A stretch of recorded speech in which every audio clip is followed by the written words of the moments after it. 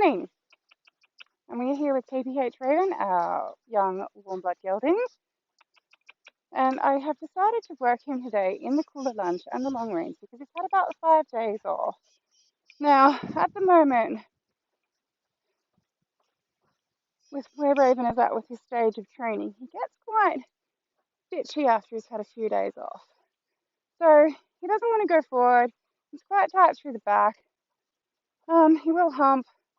Just basically decides to just hold tension. God damn dog. So I can spend half an hour fighting with him under saddle to get 10 minutes worth of good work. No. Or I can put him on the long reins in the Kula Lunge, get him working in a frame, get him soft through his back, soft off each rein, which is why I put him on the long reins rather than the lunge, and then have a nice ride tomorrow. Nika, go. And you see there, he voluntarily went into trot himself and canter. I'm not going to argue with that because I want him going forward. He's under saddle, it's what he doesn't want to do. I didn't ask for it, but at least he's going. And trot. And then I put him on the long reins, as I said, so I can move him around the arena more effectively. And that's part of the shit that'll happen under saddle that I don't want to deal with. So yeah, he just took off on the wrong canter lead and dropped his head to the ground, but this is Raven's version of attempting to buck, which is laughable. But if he keeps doing this under saddle, it will become learned behaviour and he'll think he can get away with it. So if I just sort it out before I get on him, I don't have to deal with it. Woo. Woo. Woo. Now having the outside rein for the long rein just gives me a little bit more control as well. So if he doesn't come back in a transition, I can just vibrate my fingers around the long rein and apply a little bit more pressure and remind him that he does actually have to listen to my voice commands. Mika, fuck off. Goddamn boxer. Helen, if anybody wants a boxer, she's for sale. Go. Well, actually, one of the kids is. Okay. Good job, buddy. 5-0 back on us. Helen,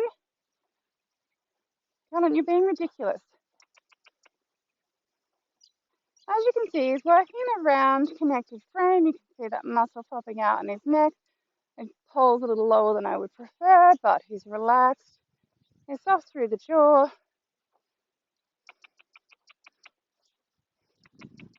And he's starting to turn a little easier. Now, this is our third attempted video, and we've already done like a couple of minutes of walk. So what I was seeing with the walk is it gets more freer as we're out here. Now, again, that should happen under saddle, but I just find he's more tantrumy under saddle. Trot. Trot.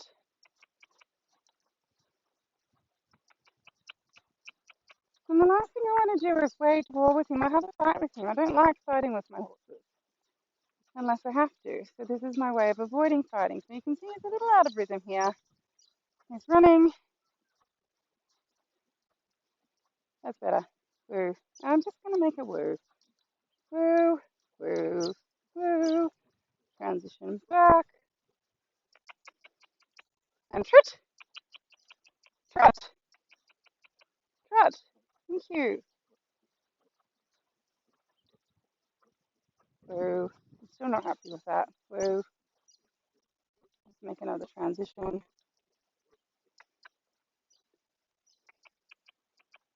Trot. Trot. Thank you. Good boy. So I don't want to use the long reins to actually balance him off if that's what the Kula Lunge is for. Just need him paying attention and not running through my neck. You see there, he just gets a little on the forehand and runs, but at least the pole's higher now. Woo. So if he gets a little too unbalanced, I can just vibrate him. Yeah, good boy. And steady. Welcome. So it is also easier to do straight lines when you've got the long reins, but quite frankly, if you teach your horse to stay a certain distance away from you, shouldn't be a problem either way. you've got one rein or two. But when you're learning, teaching your horse, it's definitely easier to have the long rein. Trot, trot. That's better. Go on. Go on. No. Mate. Woo. Woo. Woo. No. Pay attention, please. Come on. That was debacle. Canter. Thank you. Good boy. Don't let the canter off on the wrong canter either. Again, it's easier if you've got the long reins to stop them. However, if you're on the lunge, just barrel the circle in until they come back to trot. Good boy. He's actually way less bitchy than I thought he would be.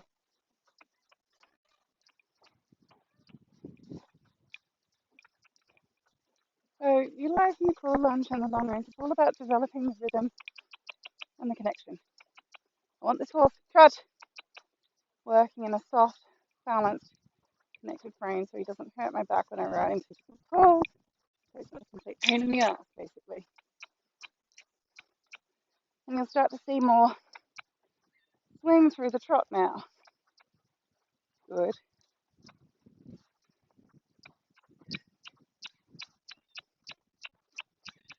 Much more balanced and uphill. And we're just wanting to keep that pole at the highest point. And we'll just do a little bit more on the other side. Be careful when they turn. You want them to turn balanced, not just to grind around. Or on the left side, we might pack it in because it is hot.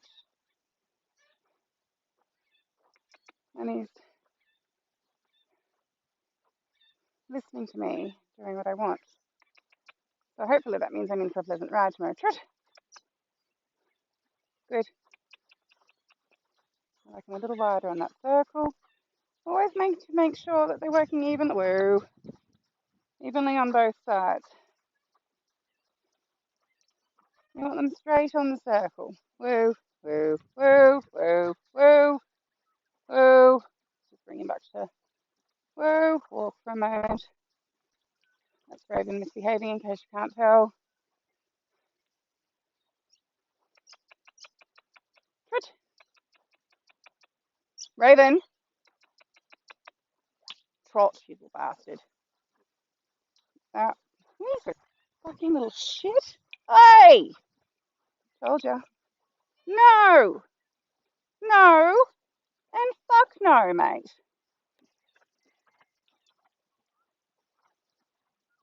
Okay, I think you missed most of the tantrum. Because the pivo went off. That's a much nicer trot now.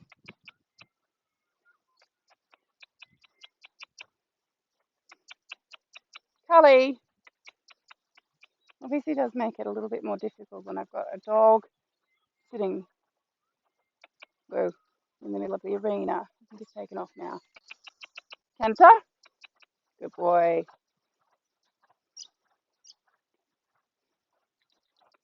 Woo. There's a little bit on the forehand. Good boy. Woo, woo, woo, woo. So just a transition back. Right, nice and uphill. Canter. Canter. Canter. Good boy. Good.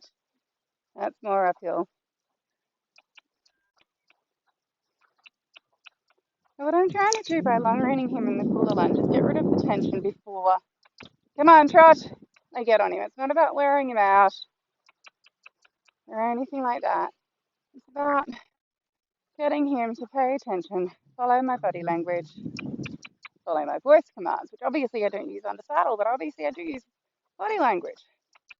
The stronger he gets on the long reins, working in a balanced connected frame in the Kula Lunge, the stronger he's going to be under saddle, the more comfortable it's going to be for him to carry me. Woo. So I'm actually trying to make his job easier for him as well. So we talk about horses getting stronger. This is how they get stronger, by working in a round connected frame. In no way, shape or form is his head held down. We managed to get the tantrum on video. You'll see that Tam will get his head up because the clip on the side rein is a sliding clip. And you can see him starting to drop his pole now. He's not locked into a position. He's walking out much better now than he was at the beginning of the session. Vibrate that inside rein a little bit. See if I can get him a little bit deeper. Good. We're just going to do a little bit of walking to warm down. And you see, I don't know what you can see on the video, but he's mouthing a bit more.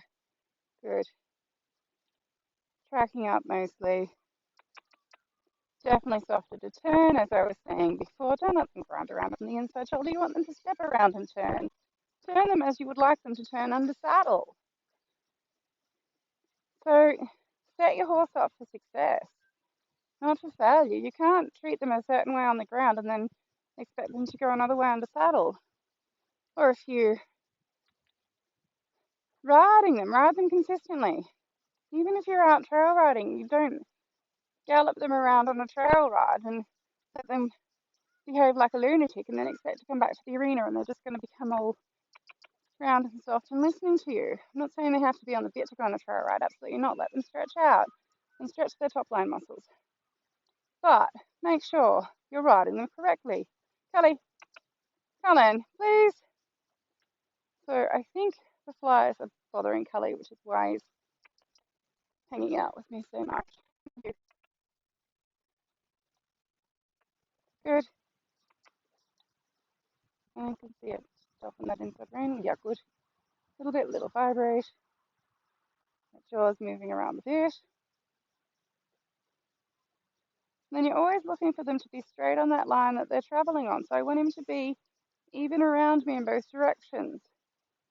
So you'll find if the horse is falling on, say, the right shoulder, he'll want to come in on the circle going this direction, and then he'll fall out on the circle going the other direction.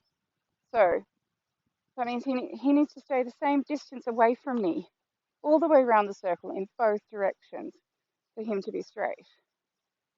So you need to make sure that you're not moving around on the circle more in one direction than the other. All right, I think that's it for us today. Hopefully the pivot has worked. Thank you for watching. Please subscribe to our channel, Kula Lunge, for more training.